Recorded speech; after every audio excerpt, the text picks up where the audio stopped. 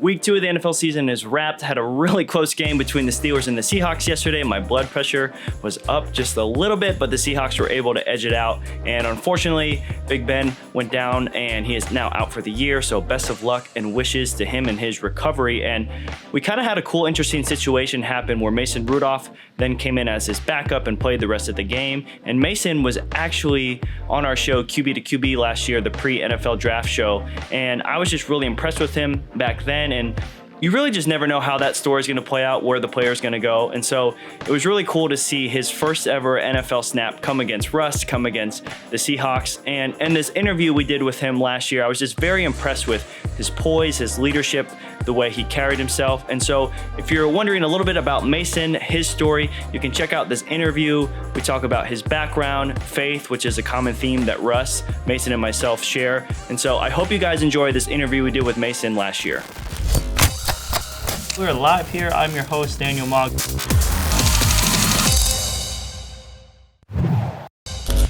All right, welcome back to Danger Talk, episode 24. I'm your host, Daniel Mogg. We're here hanging out on set for QB to QB with Mason Rudolph, former Oklahoma State quarterback. Welcome, bro, to Danger Talk. Yeah, I appreciate it. Thanks for having me on. Yeah, it's good to have you, man. This is one of my favorite guys, hands down, in the draft. I mean, I'm picking him.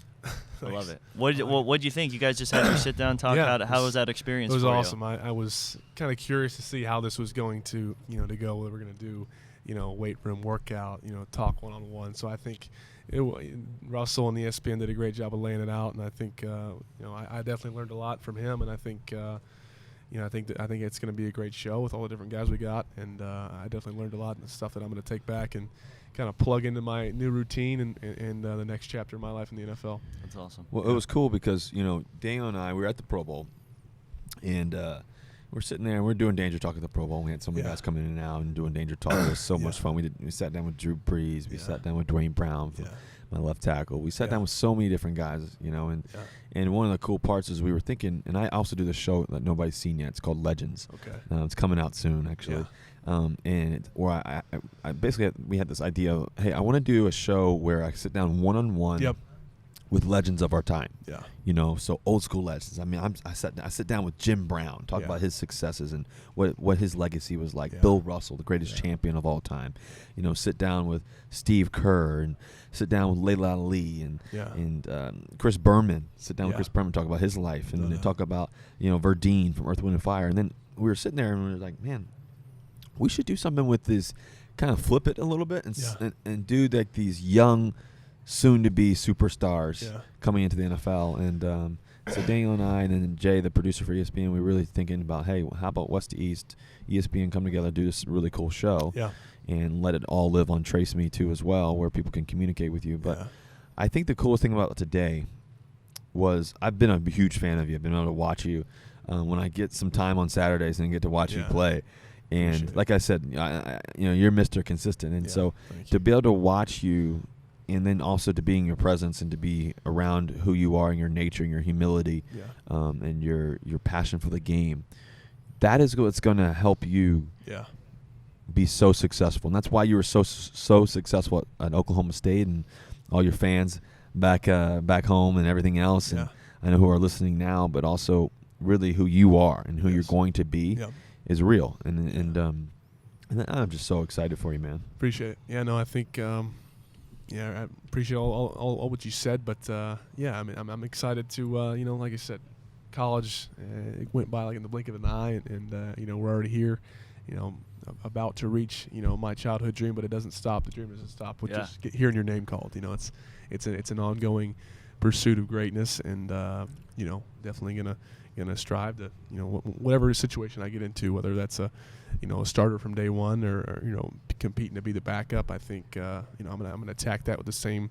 I'm gonna prepare to be the starter. If I'm not the starter, if I am the starter, same mindset, same hunger, and I'm looking forward to where I land. Well, that's how my mind was too.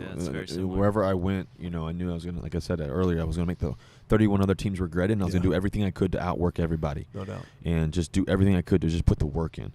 And you'll definitely do that. That's just your nature. That's in your blood. That's in your DNA. That's genetics, babe. Yes. You know what I'm saying? And that's real. No doubt. And so that's gonna be really cool. Now I heard on the car ride over here that you play a little golf. A little bit, Can yeah. you throw your handicap out there? I can't compete with Russ. I don't think he just said he stepped out on Augusta the other day. So I'm not that big time yet. Daniel's the one. He's a golfer. He can hit it. Really? Yeah, his dad was a pro golfer and really? one of the biggest pro instructors in the world. Yeah. He's got places all over the Mog Academy. That's right.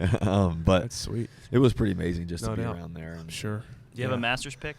I'm an Oklahoma State guy, obviously. So Ricky, you can go Ricky. Ricky's my guy. Good friends with him, and he had a really great first couple of days last year, and I thought he was going to bring it home, and I think he'll do it this year. Yeah, that'd be awesome. Get his first green jacket. Yeah, I'm a huge fan of Ricky Fowler. He's pretty special. He's a cool dude. That's awesome. One of the things that I think too is, speaking about your mentality, we're about to go in here and speak to Trevor Moe, and I can't wait for you guys to watch Trevor and I and Mason really talk about the mentality that it takes. Yeah. This has been something that's been really big in my life, and in my career, really. I've known Trevor for 6+ years. He's become one of my best friend in the world, and we talk almost every day, every second we get. We meet every Thursday. And talk to me about your mentality as a player, and how that plays such a vital role. I had a similar guy in college. He was our player development / team chaplain, and a guy named Joel Tubman, a strong, Christian leader who's also a minister at his church in Oklahoma City. And so he was awesome. He was a guy that everyone respected. He was actually an assistant strength coach early on, and then he got promoted to that player development, and also started his own church. So I've got a bit of a similar feeling of we would meet once a week, usually late in the week, like a Thursday or Friday, and kind of vent to him about what the emotions of the week was going on, who's the different opponent, what's the game plan, working at specifically to attack this coming team, and just like I said, I felt my first 2 years I didn't have that, and I felt like there was that emptiness, like I needed to freaking get something off my chest with all the different pressures, and I think he kind of took it all from me, and then you almost feel like your slate's clean and you just go into the game and you're just clear. Yeah, so that's I think I'm gonna try to find someone like that I can continue that relationship with throughout college or throughout the pros, and I think that's gonna be, like you said, a big component to your success. It's huge. I've got a 2-part question now. We all three share the same faith. And as Christian athletes, I think it's kind of a rarity to find someone who's a superstar athlete and a Christian. So, first question is kind of geared towards Mason: is what advice you have for young athletes in high school who are going to college and how to keep the faith and still be a leader in the locker room? And then second part is, Russ, what advice you have for Mason as he's about to step from college into the pros as far as being a man of faith in the locker room? As far as going from high school to college, I think I was telling Russell earlier, you're taught at a young age. You're memorizing Bible verses, and you're always around the church, and you're going to Sunday school, and you've got a youth group once a week. And so those are always things that your parents encourage you to go to as you're a young child, and you get into it and you get plugged in and you make friends. But I didn't feel like, when you go to college, it's you got to make a decision. It's like, hey, am I going to continue what I was taught in the way that I was brought up, or am I going to kind of throw it to the wayside and use the I'm busy, excuse to kind of like just do football or sleep in? And I think, I made a quick decision. I remember the first weekend I was in church, and I was trying to get plugged into a small group and somewhere where I could kind of bond and meet people. And I think some of the most important people in my life that I've met through that kind of fueled me throughout college. And I think it's important to find the same type of thing. I'm sure you've got a opinion on how to go about doing that in whatever city, whatever community that you find yourself in.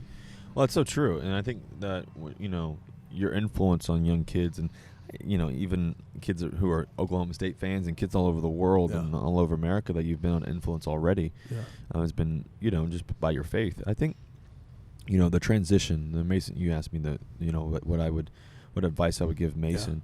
Honestly, I would just stay the course. Stay the course. Be still.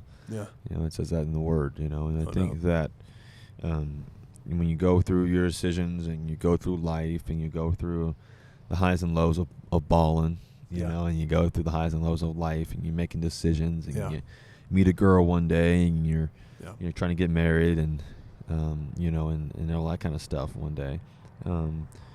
Be still, and trust that God is going to lead you in the right direction, and trust that in the midst of the storm. One of my favorite verses, and Daniel and I always talk about this, but it's James 1:2. Consider it pure joy when you go through trials and tribulations. Yeah. Because there's going to be tough times, and there's sometimes people forget that we're human, that we're still people. Yeah. When everybody's wearing your jersey, they see you just as a figure, or a superstar, or whatever. Yep. But we still have a heartbeat. Yeah. We still have a soul. Yeah. And just make sure your soul is well. Yeah. Make sure your soul is well, and how can you make other souls well? Yeah. And how can you influence other people? And I think that's really, really key. Yep. And just embrace and be grateful, smile as much as you can. Enjoy, even when it's tough to smile, even when it's tough to thank Jesus when it feels like that. And I what I do is I verbally say thank you. Yeah. Thank you for the day. Thank you for this moment. Thank you for what you did. Thank you for dying on the cross. Thank you for your love. Thank you for your compassion. Thank you for choosing me, Father God. Thank you for what you did. And even when it's tough. Yep. Even when it's tough. Thank you for choosing me. Yeah. For whatever reason you chose me. And so, I've done that when we won the Super Bowl, and done it when we lost the Super Bowl. I've done it when I lost my dad, and I've done it when I had a new baby girl. Yep. So just being thankful, I think, is really key. Yeah. I'm with you. Now, you mentioned your brother's, one of your best friends, Russ, obviously very close with his brothers. He shared stories of him and his brother playing late, at night. Yeah. Were you like that with your brother? You guys staying up late playing games? It's tough when you get separated just all of a sudden, and you were so tight with him, so much interaction throughout your whole life up until you're 18, and then you go to college, and it's like FaceTime's the only way you can really connect. Yeah. And we played all 3 different sports growing up. Got in a lot of fights when we were being homeschooled. Just like, he was always the guy who would grab the lethal weapon in the house, whether there's a lamp or a spatula or something, and try to crack me over the head with it. And Sounds like me when I was little. I was always trying to the little brother. Yeah, yes, diffuse the situation as the older sibling, and so he would just. But he's great, man. He's a unbelievable athlete. He had like 50 scholarship offers. He had way more than I did. He was the more athletic brother of the two, and I'm just praying for, God's protection over his career and his success on the field, and I'm sure it's going to come. He's a great player, and he's got unbelievable work ethic. And I miss him, and there's definitely a lot of fond memories of us growing up. Hanging out, getting into some trouble every once in a while, but just going through this whole process with him. Last year we were both in college football at the same time, and it's like, some parents dream of having one kid at some type of level. We were both Division I, Power 5 teams, and so what a blessing it was to enjoy that last year when we were both in college. You didn't let him sack you, though, right? Yeah, we didn't play each other, and I wish we would have, because I would give him the stiff arm and hear that scramble drill. You hear that, little brother?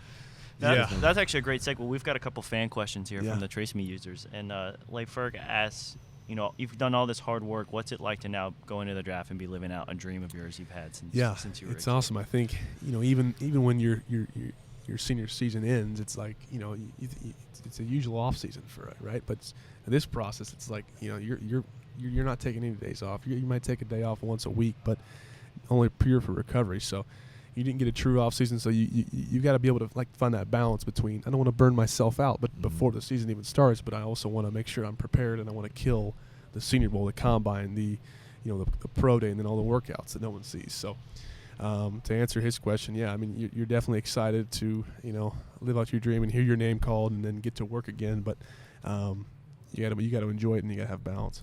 We've got our last question here from Alina, and she asks, what's the best piece of advice you've ever received from a coach or mentor? I think I was telling Russell earlier, just that poise. I think it's a big mental self-talk that I use a lot, and it's that play the next play. It's no matter if it's a touchdown or an interception, or it's a pick six, or a bad play, a good play, a negative play, an off-schedule play.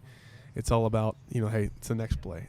The next one could be the decider in the game. The next one could be a big momentum changer, big momentum, swift, very quickly can happen. So you got to be always have a short memory. That's awesome. Yep. Well, Mason, it's been a pleasure having you on Danger Talk. I know Russ and I are fans. We're excited for you. We'll be praying for you, rooting. Thanks for having me on. Let's get in with Trevor Moad. Get a little Dangerous Minds. I know. If you guys want to hear more about the podcast, if you guys want to send in questions and talk. Download the Trace Me app. All the Oklahoma State fans. Yeah, let's do it. You guys have a true champion here. Download. Whoever picks this guy, you're getting a good guy. You're getting a great player too. And Thank so, you. I'm really rooting for you, man. Appreciate I'm praying it. for you. Thanks, Whatever man. I can do to help you. Appreciate it, brother. I'm here. So Yeah, thank you. thank you guys for joining Danger Talk. It's been fun. It's always fun. And the one and only Daniel Mogg, 4-time Emmy winner, good friend. Let's make it 5 after the show. Why not? Why not? I'll see you guys. Talk to you soon. See you guys. Peace. Thank you guys so much for watching. Make sure to check out some of the other interviews I've done with Saquon Barkley, Russ, and our podcasts. Hit subscribe. I'd love to stay connected with you. Follow me on Instagram, and I'll talk to you guys later.